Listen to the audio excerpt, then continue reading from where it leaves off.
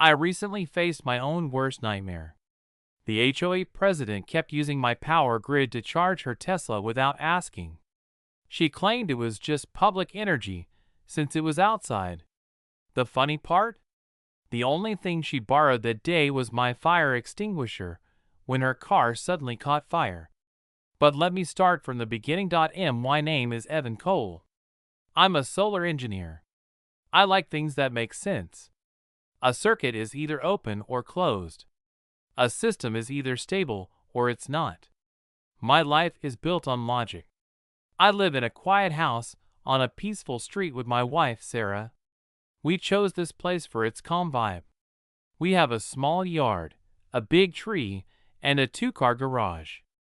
Inside that garage, I have my workshop. It's clean and organized. Next to the garage, on the outside wall, I have my electric car charger. I installed it myself. It's a level 2 charger, 240 volts, pulling up to 48 amps. It's a beautiful piece of engineering. It takes the solar power from my roof panels, stores it in a home battery, and feeds it into my car at night. It's efficient, clean, and all mine, or so I thought. The story I'm about to share is about what happens when someone decides what's yours is theirs. It's about a boundary being crossed and how a logical guy like me steps up to protect his home. It all started at 2 in the morning. The alarm wasn't a soft chime. It was a sharp, high-pitched alert that cut through the silence of our bedroom. Sarah sat up, her heart racing. I was already out of bed, feet on the cool wood floor. I'm not one to panic. As an engineer, an alarm is just data telling me something's off. My mind ran through the checklist. Not the house security system, that's a deeper tone. Not the smoke alarm, that's 3 beeps. This was from my custom energy monitoring system, one I designed to track my solar panels, battery, and charger. It logs every electron. I grabbed the tablet on my dresser. The screen glowed red with a graph showing power use. For hours, it had been flat, a tiny draw for the fridge. Now, a huge spike, like a skyscraper on the chart. 48 amps, the max my charger pulls. But my car wasn't plugged in. It was fully charged in the garage. The draw was from the external port outside.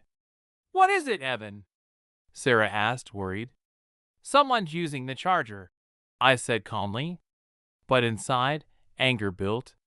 It wasn't about the cost, a few dollars at most. It was the principle, the boldness of someone sneaking onto my property at night, treating my home like a free station. I peeked through the curtain. The motion light lit up the driveway, and there was a silver Tesla Model 3, Karen Dunn's, our HOA president. My charging cable ran from my wall to her car. She stood there in a silk robe and slippers, arms crossed, checking her phone, like it was no big deal. I couldn't believe it. I pulled on jeans and headed out, barefoot on the cold concrete. The charger hummed softly. She looked up, no guilt, just a smug smile. "Evan, good evening, or morning, I suppose." "Karen, what are you doing?" I kept my tone even. She waved at her car. "Just topping up. Long day, forgot to charge at home. You know how it is." I stared. "No, I don't. This isn't public, it's my house." She laughed lightly. "Oh, Evan, don't be dramatic. We're neighbors, a community. That's what HOA stands for, helping each other." She patted my charger, the one I'd wired myself. "This is a great community feature." My jaw tightened. "I installed it for my car, with my solar power. We're proud of your green efforts," she said sweetly. "It sets an example. I even featured it in the newsletter." I remembered that newsletter. It came with a notice about my mailbox being out of compliance. "This isn't shared," I said firmly. "You're taking electricity without permission." Her smile faded. "Taking? That's harsh. As HOA president, I see this as a community asset. On the exterior, boosting our green image. It was twisted logic. My property as shared because she said so. Unplug now, I warned. She raised an eyebrow. Or what? Cause a scene? There's a bylaw against that. I looked at her, entitled and unyielding. This was my home invaded. I breathed deep. Fine. I turned away, planning. This free charge would cost her dearly. The next morning, fueled by resolve, I headed to my workshop. Sarah brought coffee as I sketched schematics, relays, RFID modules. A solution for Karen? She asked. An educational upgrade. I smiled. I ordered a heavy-duty lockbox for the charger, hardened steel, weatherproof, with a combination lock. Simple deterrence. But knowing Karen's persistence, I added layers.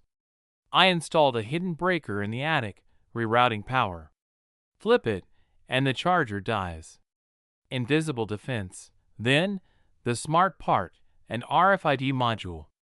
It only activates with authorized tags, one in my wallet, one on Sarah's phone. Tap, and it works, otherwise nothing. I spent the weekend installing, testing meticulously. Wires perfect, connection sealed. Sarah watched. Necessary? When boundaries are ignored, yes. Calm settled, my home fortified. I waited, knowing she'd return. A week passed. Karen glared driving by, simmering. I added a monitoring box, a black box, with sensors logging voltage, current, timestamps on an SD card. It alerts my phone for unauthorized tries and cuts power on dangers like surges via contactor. Legal, safe, my silent witness. Tests perfect. Sarah sighed. Think she'll try again? Her ego won't let it go. Midnight, a week later. My phone buzzed. Unauthorized access. Heart pounding, I peered out. Karen, in dark clothes, pried at the lockbox with tools. She jimmied the handle, plugged in. But no power, RFID blocked. Frustrated, she tampered wires, causing a spark. My monitor detected the surge, thunk. Power cut. Smoke rose from her car. A short ignited the battery. Flames erupted. I grabbed my extinguisher, rushing out. Karen, move! I sprayed, containing it. Firefighters arrived. Her Tesla totaled.